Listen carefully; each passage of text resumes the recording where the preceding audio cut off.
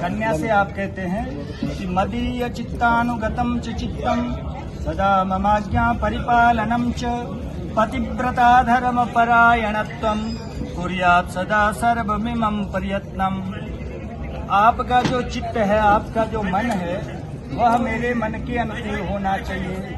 ये आपने कन्या से पहला वचन कहा। अब लोग पूछते हैं भाई कन्या पत्नी को धर्म पत्नी कहते हैं, फिर पति को धर्मपति क्यों नहीं कहते? उसमें यही कारण है। कन्या ने आरंभ के 2 वचन मांगे, कहा इस प्रकार से धर्म कर्म करोगे तो मुझे भी साथ में रखना, इसलिए वह धर्म पत्नी है। लेकिन वर ने धर्म की कोई चर्चा नहीं करे।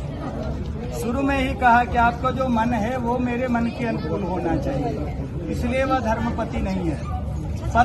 पत्नी का संबंध ही एक ऐसा संबंध है जिसके साथ में धर्म शब्द जुड़ता है तो ये माना जाता है सगा संबंध। धर्मपत्नी यानी अपनी पत्नी।